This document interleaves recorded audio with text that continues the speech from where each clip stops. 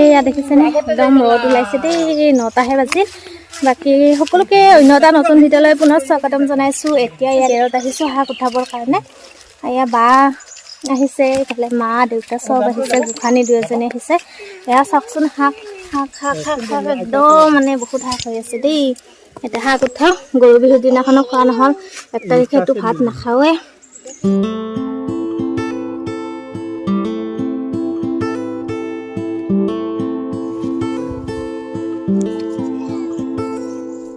কিবা খাইছে ঐ কি ধুনীয়া ফুল ফুলছে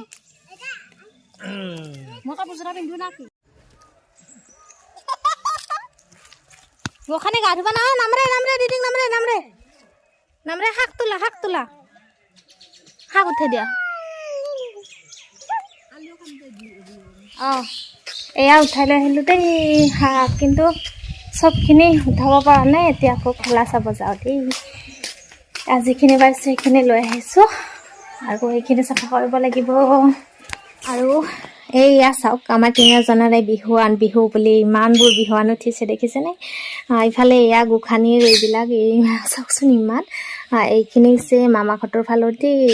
এয়া বিহু বুলি এখন বিহুৱান লগতে এযোৰ কাপোৰ আৰু এয়া হৈছে মামাহঁতৰ ফালৰে মানে বাহঁতৰ ঘৰৰ পৰা দিছে আমাৰ গোসানীৰ কাৰণে এযোৰ দিছে বাই ডাঙৰ মাকে দিছে ডাঙৰ মাকৰ ফালৰ আৰু এয়া হৈছে ঘৰৰ পৰা মানে মই আৰু পাপাকৰ ফালৰ পৰা আৰু মই অৰ্ডাৰ কৰিছোঁ পইচাটো পাপাকে দিছে তেনেকুৱা আৰু এইখিনি হৈছে ঘৰৰ আইতাহঁতৰ ফালৰ দেই আৰু এয়া মন্দিৰ গৈছিলে মন্দিৰ মানে পৰশুকুণ্ড গৈছিল তাৰপিছত টিলিঙা মন্দিৰ এনেকৈ গৈছিলে মাহঁতে মা আৰু দেউতাক তেতিয়াই লৈ আহিছিলে এইখিনিও এতিয়া বিহুতে দি দিলে তাৰপিছতে এয়া কাপোৰ দিছে দুযোৰ আৰু এয়া বিহুৱান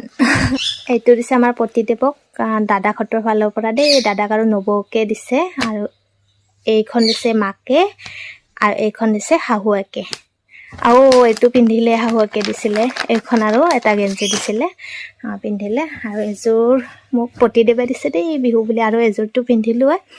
আৰু এইটো দিছে শাহু মাই আৰু এইটো দিছে মাই আৰু শাহু মাই এযোৰো দিছে এয়া খাৰু দিছে এয়া বিহু বুলি এইখিনি দেই গিফ্ট আমাৰ বিহুত হোৱা বিহুৱানখিনি ফাইনেলি আজিহে দেখুৱালোঁ দেই আপোনালোকক আৰু এতিয়া ইয়াত দেখিছেনে কোনোই বিহুৱান চুই আছে মানে আমাৰ ইয়াত বিজয়িতা ভঙা বুলি কয় ৰাতিপুৱাই ধুই দিছিলোঁ তাৰপিছতে এতিয়া যাৰ যিটো বিজয়িতা সেইটো মানে চুব লাগে আৰু ইফালে গোসানীৰ লগত মই আৰু কি যে হ'ব তাইক বিজয়িতা ভাঙিবলৈ দিছোঁ কিন্তু নাই তাই নুচুলে মইহে চুই দিবলগীয়া হ'ল নাই চব সেইটো লাৰি দিয়া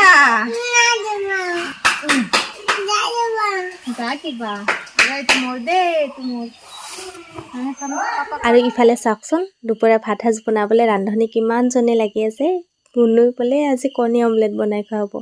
ইমান ধুনীয়াকৈ ঘুটি আছে ইফালে আজি মায়ে কৈ আছে মাংস বনাই খুৱাম বুলি মানে মাংস বনাই খুৱাই পোৱা নাই সেইকাৰণে আজি বনাবলৈ দিছোঁ আজি আৰু বহি বহি খোৱাৰহে কথা কিমান যে ভাল লাগে হয়নে বেলেগৰ হাতৰ এদিন খাব পালেও আজি দেখোন কিবা ৰান্ধনীয়ে খাবা বলি আগতে বাহ মাংস ভাত মাছ খাম তাক দুটা আৰু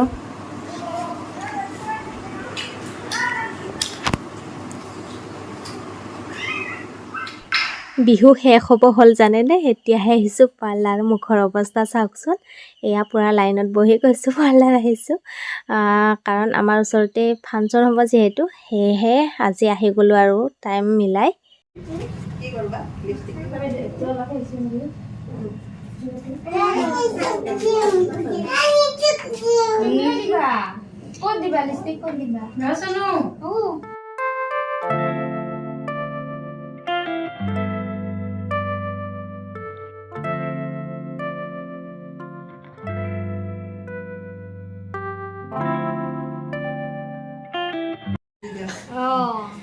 ট্ৰেডিং কৰা মানুহ চকুই মুজি দিয়া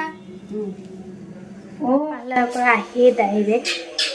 এই আমাৰ ঘৰ আহি গ'ল দেই বিহু বুলি আহিবলৈ পোৱা নাছিলোঁ এতিয়া ৰাতি আহি গ'লোঁ আজি ৰাতি থাকিম আমি ঘৰ পোৱাতে বাজিলে 9টা সেইফালে দেখিলোঁ মায়ে মানে ভাত বনাব ধৰিছে ইফালে দেউতা হাঁহৰ মাংস কাটি আছে আৰু ঘৰ আহিছোঁ যিহেতু মাংস হাঁহৰ মাংস খাই বহুত বেছি ভাল পাওঁ। তাতে হৈছে বিহুৰ কথা।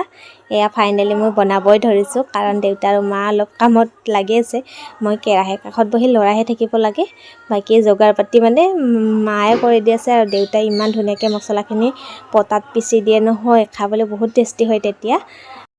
ফাইনেলি এয়া চিম্পুলকৈ ভাত ৰেডি কৰিলে, দাইল, হাঁহৰ মাংস আৰু সৰু মাছ ভাজি। ময়ো কৈছিলোঁ চিম্পুল কৰিব, আৰু ইয়াৰ পিছত মোৰ ভিডিঅ'ই নাই, সেয়েহে ব্লগটো ইমানতে সামৰণি মাৰিলোঁ। Bye bye.